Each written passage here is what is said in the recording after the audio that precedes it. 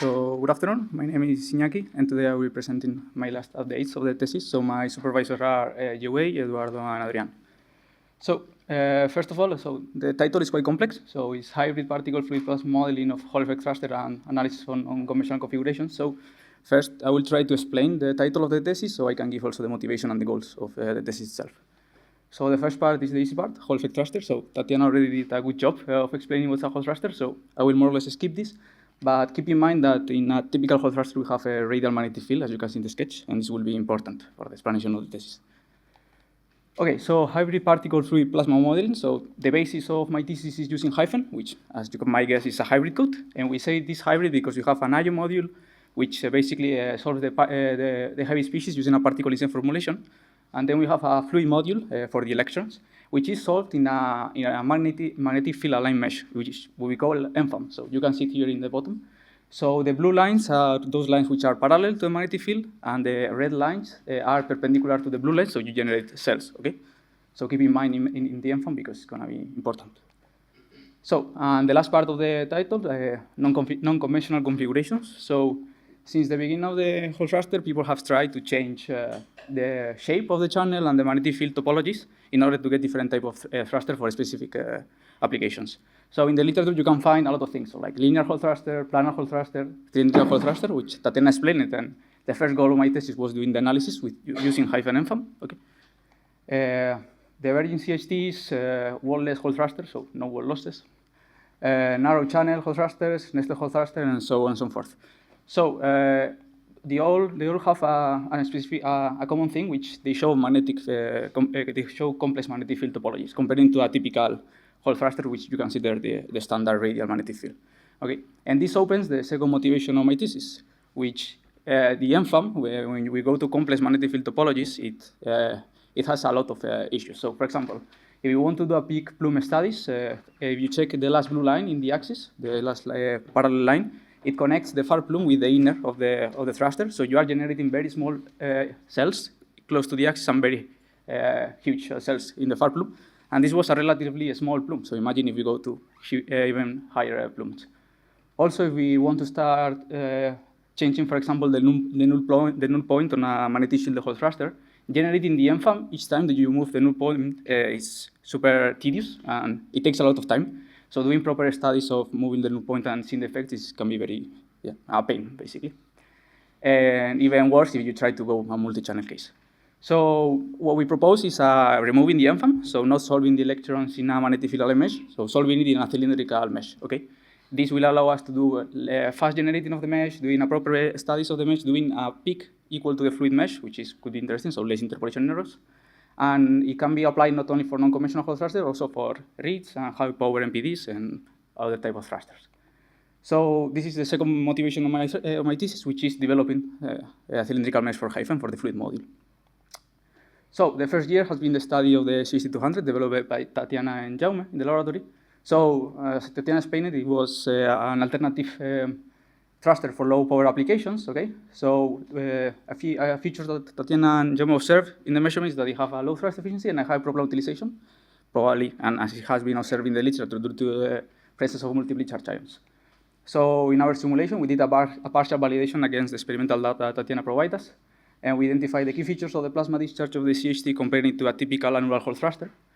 And we go up to triply charged ions in our simulations, and we'll also analyze the main sources of inefficiencies. So I will go straight forward to the results. So here we have the 2D plasma maps. So in the first row, you have the solution inside the channel, second row in the Hall domain.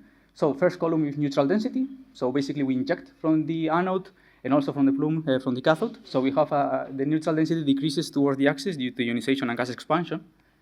Then something completely different from a typical Hall thruster is that we have two plasma peaks. So basically we are ionizing everything close to the anode due to the high neutral density. And due to the oblique acceleration of the electric field that you can see, we point everything towards the axis, generating the second plasma region, okay? This basically extends the ionization of the cylindrical Hall thruster, creating a high region of singly charged ions close to the axis, which allows the ionization of doubles and triples in a higher region, basically. So generating these multiply charged ions, which are typical in the cylindrical Hall thruster. So you have an extension of the ionization region. And then we also set high temperatures inside the channel, so it So I will show you later, it explains the high power losses that we have in the cylindrical thruster. So comparing to analog thruster, you have two plasma density peaks. Close to the anode, we generate mostly singly charged ions, which are pointed towards the axis due to oblique acceleration. And here it favors the ionization of doubly and triply charged ions. So we have low thrust efficiencies. It's something that Tena measured, and we will reproduce it with our simulations. We observed that we have large power losses. Up to 65% of the total power is lost, basically in the electric walls and in the anode. We have low energy efficiency towards the plume because we have the losses. And then we have a strong radial plume divergence due to this oblique acceleration. So at the end, the thrust efficiency is the multiplication of the divergent efficiency, the energy efficiency, and the dispersion efficiency, which would be 1 if we have a monoenergetical axial beam, which we don't. So at the end, you get this low thrust efficiency. This is like a reduced version of what we have done in the paper, which is now in peer review. But we did the evaluation against experimental data. We compared it with other operational points. We checked the effect of the multiple charge ions, and so on and so forth. So if you're interested, you can read it, or we can talk about this later. So next step around the CHT, so try to publish this. Hopefully it will be soon. And then keep the work that Jesus did for the Korean CHT. So he didn't have time to finish it, so I will continue with this work. So the second part of the thesis, which is the developing -CM. So, and I will show you the current status of it. So currently, the MFAM, as I told you, it generates cells with these parallel and perpendicular lines, and it solves the Ohm's law, so the currents in parallel and perpendicular directions. Okay, and we don't do this because the MFAM is cool. It's because it has its own. It's good because it allows us to limit the numerical diffusion. Basically, choosing this basis, it diagonalizes the conductivity, which the problem of the numerical diffusion comes from having a perpendicular conductivity way smaller than the parallel conductivity. So if we avoid MFAM and we go to a cylindrical mesh, we do not limit anymore this numerical diffusion. So this is a problem we have to solve. And in order to see this in the cylindrical, so if we go to a cylindrical mesh, the natural basis that we will choose is axial and radial.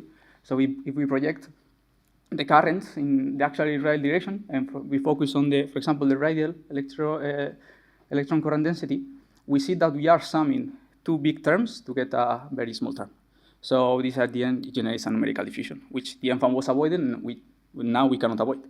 And a way to do this is basically refining a Lothier mesh. So we implemented this the first method, which we call the direct method. And here I'm showing you, in the left side, you have a cylindrical mesh. In the right side, you have an MFAM for a simple, not fully axial magnetic field, but almost axial. And in the first column, you have the solution of hyphen cylindrical mesh. So we increase the number of nodes where you go down in the column. And in the right side, you have always the same solution of the MFAM. So in terms of node, you can compare the first row. Then in left column, you increase the number of nodes while you keep the other solution too. So you can do a direct comparison. And what we observe is that it converges to the solution of the MFAM, but we need more or less 10 or 100 times more nodes that the MFAM uses in order to get to the same solution, avoiding this numerical diffusion.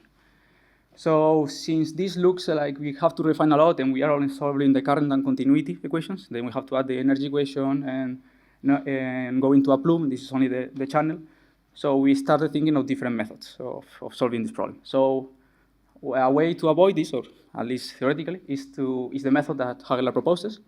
In this case, he rearranges the equations and he does an iterative method such that all the terms are of the same order.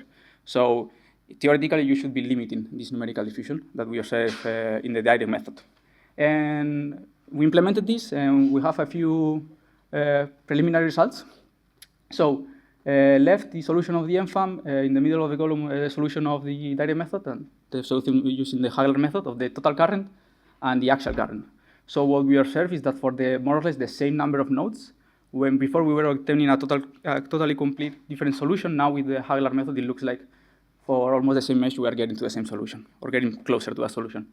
But still, we were using a very, so it's an iterative method, so you have to put a breakpoint. So we were using a very restrictive breakpoint for our iterative method. So more or less, it took 10 times more computational time that the MFAM was using to get to the solution, but this is something that we have to explore more. So next steps in the thesis is to finish the work of, finish the review of the 6200, keep working with the Korean CHD, continue the development of -CM, and if -CM works properly, apply it to unconventional configurations of Hall thrusters. So yeah, I have attended 2 conferences where we presented this work of the CHD. Yeah, that's all. Thank you.